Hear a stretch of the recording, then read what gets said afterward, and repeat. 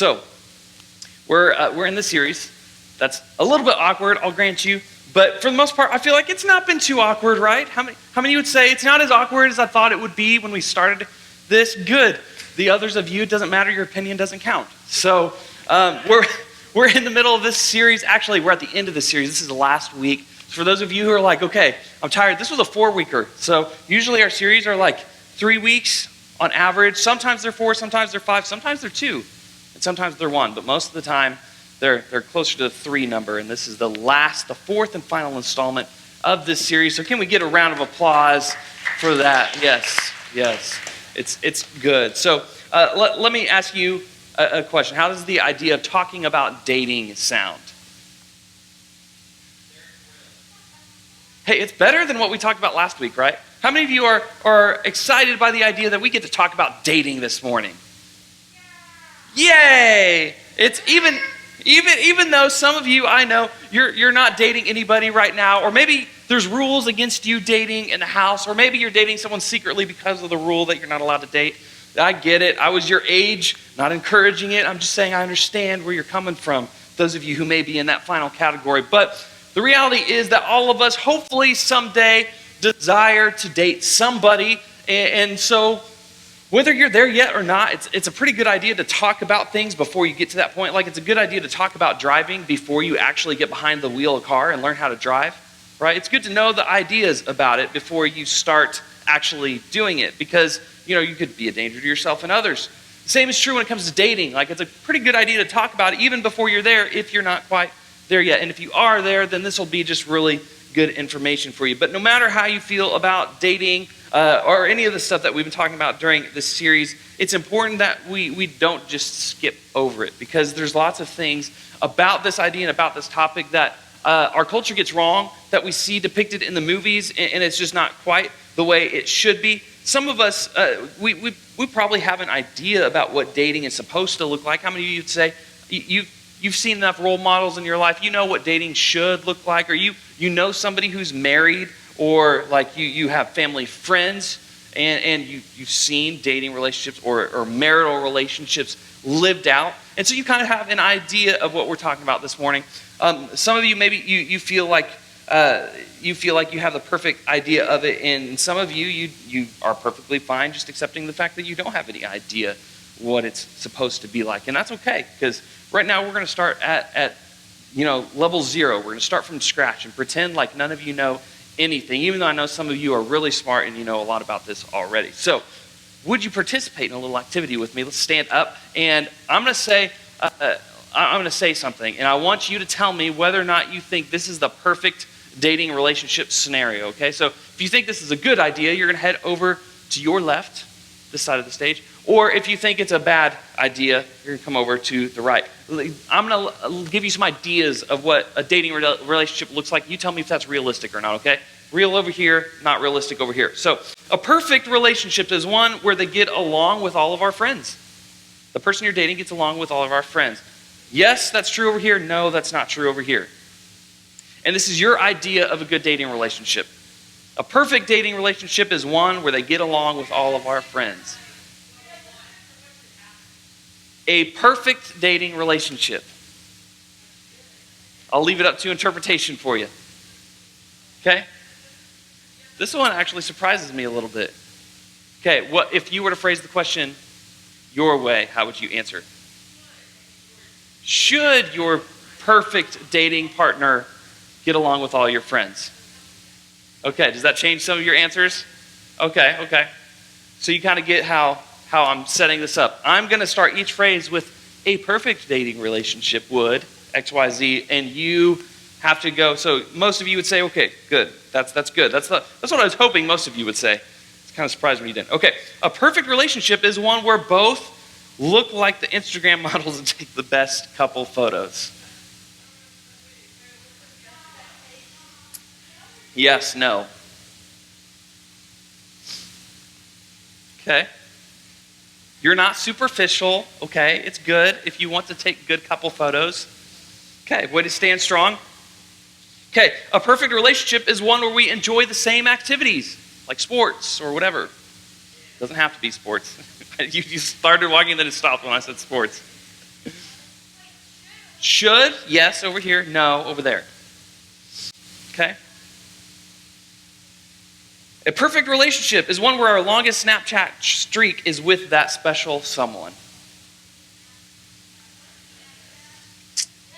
Okay, so for those of you who don't have social media yet, Snapchat is where like you message somebody, like most of the time a picture, and a streak is where you've talked to that person once a day.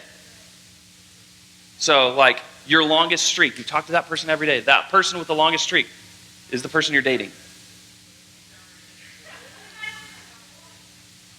Okay?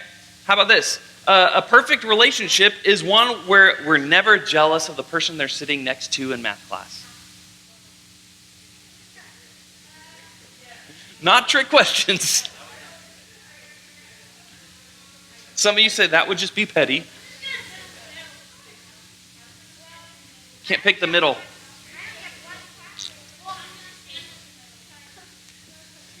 Just think about this. You've heard the song How He Loves? The first line of it, He is jealous for me. Just saying. That's okay. I'll let you think on that. All right.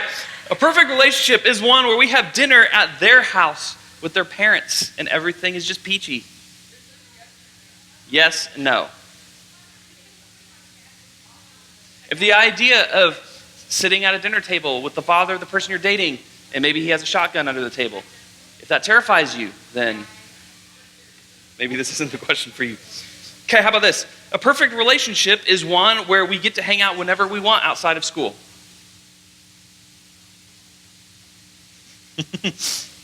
Like, yeah, duh. Okay?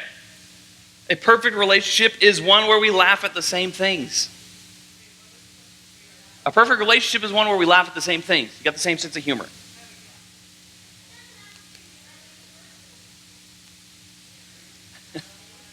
Okay, not a whole lot of movement. Okay? A perfect relationship is one where our palms don't sweat like the Amazon while we're holding hands. They don't sweat. So you're saying that a perfect relationship is where they should sweat? Okay, there you go. I remember the first time I held a girl's hand, my hands were cold and clammy because they were like sweaty, but cold because I was nervous.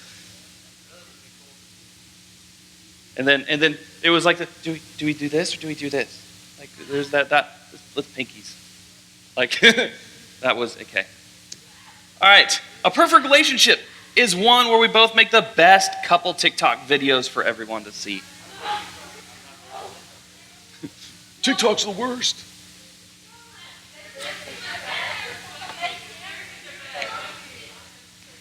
Okay, here's the last one. Okay, you ready? Last one is this. A perfect relationship is one where there's no drama or fights.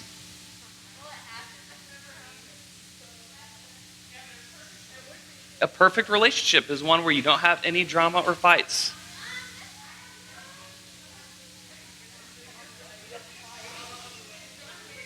All right. Thank you guys for participating in this little experiment. Just wanted to get a little gauge of where you guys are at.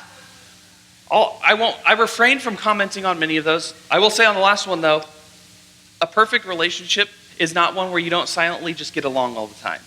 Because in any relationship, two people are different, and you both make each other better. You can't make each other better if you just agree with each other all the time. So, perfect relationship would have some drama and some fights once in a while to work out the kinks and to express your feelings and your strong opinions, and you make each other better with them. The difference is you fight well, and not to cut each other down, but to build each other up.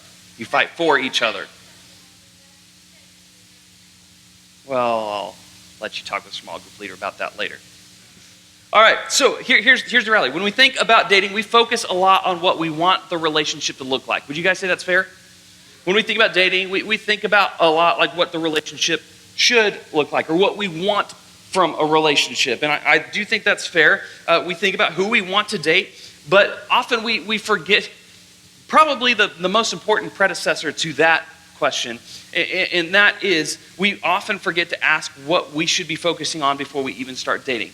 And if you guys weren't in church and I were just your friend asking you in the hallway, what would you say is the first thing you should look for in a person that you want to date? Shout it out. Christian, okay, what? Personality. What else? That they're a real person. They're authentic. They don't put on two faces.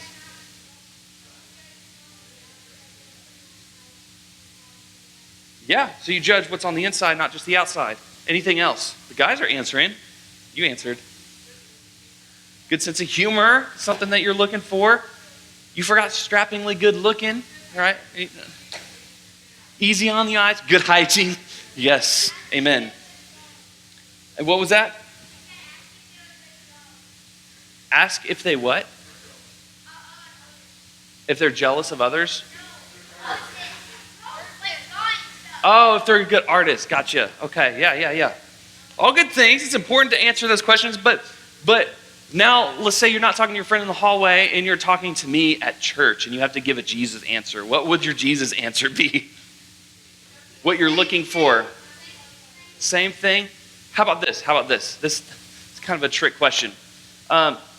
First thing you should focus on before focusing on what you want out of the relationship or out of somebody else is the other person in the relationship, which is yourself. Yes. And see, I told you it's a church answer, but it's a true answer, right? It's the one that our culture doesn't talk about super often, unless it's somebody on Valentine's Day who's single and is sad in a romantic comedy, and they're like, I'm just working on me this year, right? But the reality is that's the truth. You should work on you before you try to stick you into another relationship with somebody else who may or may not have worked on them yet, right? And you want somebody who can stand their own 2 feet. You want somebody who's going to make you better and not drag you down. And likewise, the person that wants to date you wants to date someone that is going to build them up and not drag them down. So you got to have your stuff together. We forget what we should be focusing on before we even start dating. And the reason is because in our culture, we say that in order to be complete, you have to find the perfect person. That wasn't a trick question. You have to find the perfect person.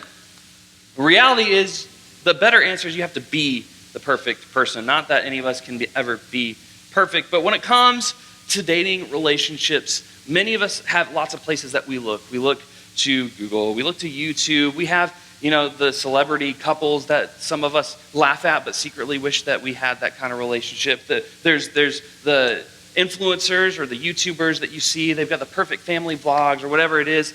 And do any of you watch family vlogs just out of curiosity? Yeah, I figured more from this side than that side.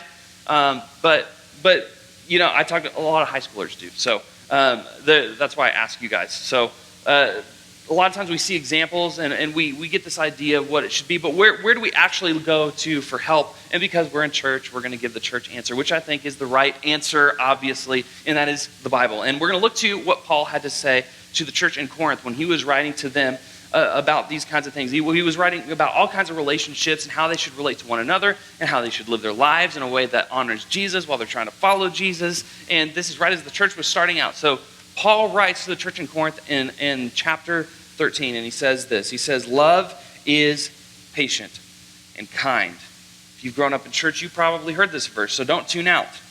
But love is patient and kind. Love is not jealous or boastful or proud or rude. It does not demand its own way. It is not irritable, and it keeps no record of being wronged. It does not rejoice about injustice, but rejoices whenever the truth wins out. Love never gives up, never loses faith, is always hopeful, and endures through every circumstance. So, when Paul starts talking about this, he talks about the idea of what love is. Do you have a question?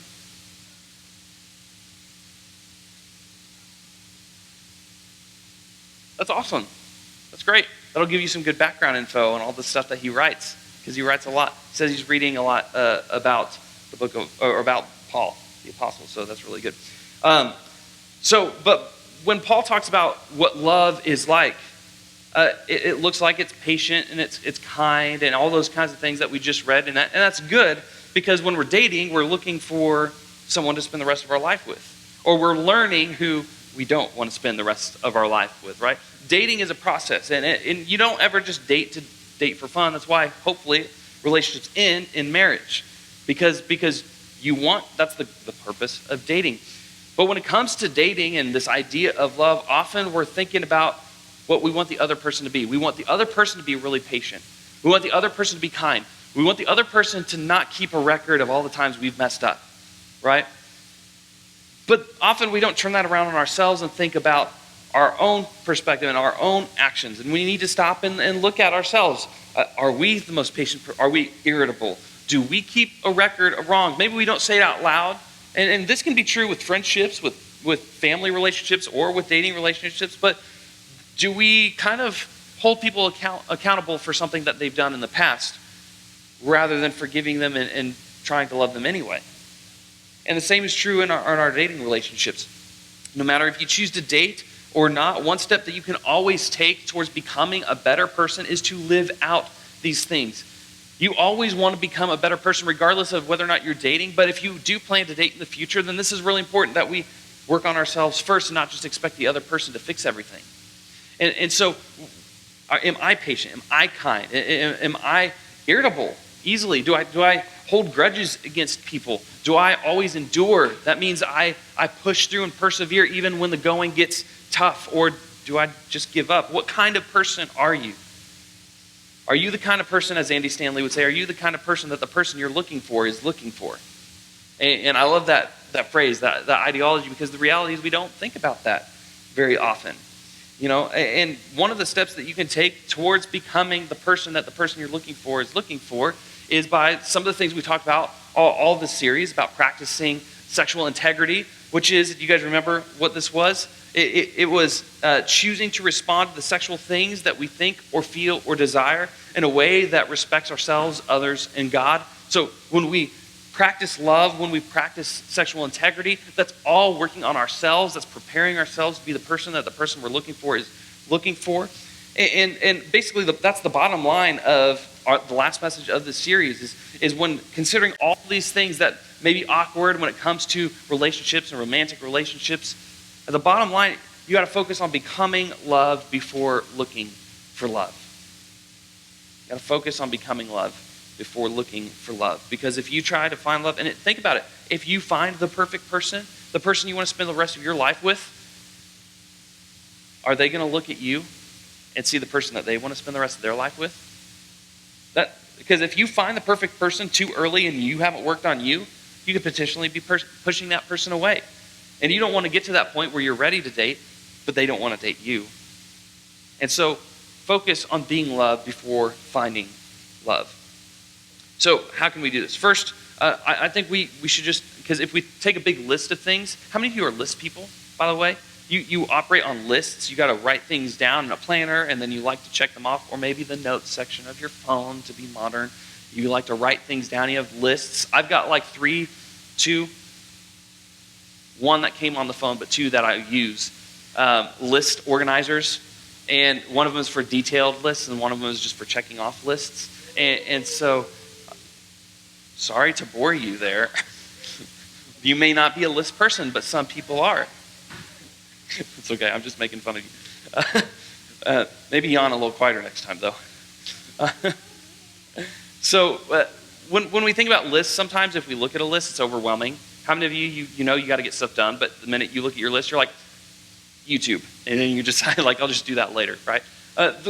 If we try to tackle a whole list by itself, sometimes we fail before we even start. So focus on one thing. The first thing is pick one of the characteristics on Paul's list that you want to develop in yourself, whether that is love, whether that is patience or kindness or whatever it is, whatever aspect of love that you feel like you need to work on the most. When I read that list in that verse, the one that you're like, ooh, I'm not good at that, maybe that's the one you should start with. And pick one of those things that you want to develop in yourself. And secondly, practice it. Practice what you pick.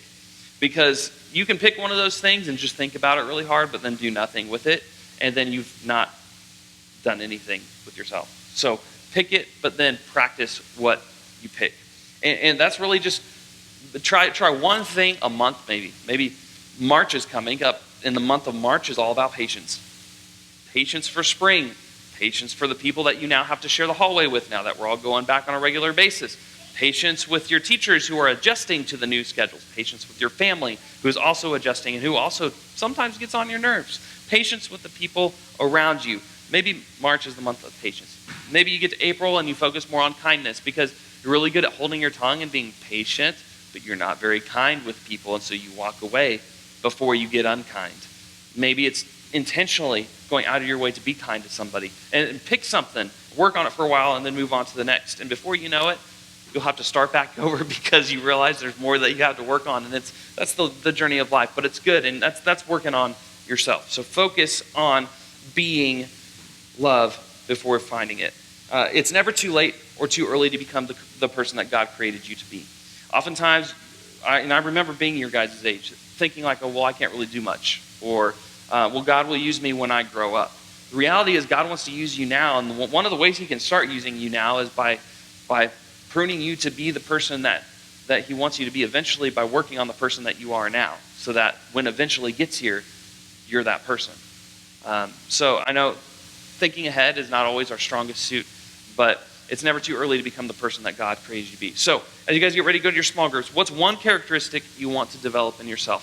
Think about that list, and your small group leaders will have that verse in your group, and so think about that verse and think about those things, and what's one characteristic that you want to develop in yourself. And then pray together, and you guys will be done for the week. And that's it for this series. We're going to start next week with another series called Do Something. It's about, when we see things that aren't right in the world, how do we actually be a part of the solution rather than just complaining about the problem, or maybe even becoming part of the problem? How do we do something that makes a difference with our lives? That's what we're talking about next week in our brand new series. So I'll pray for you guys. You'll be dismissed to your small groups, and then we'll be done for the week.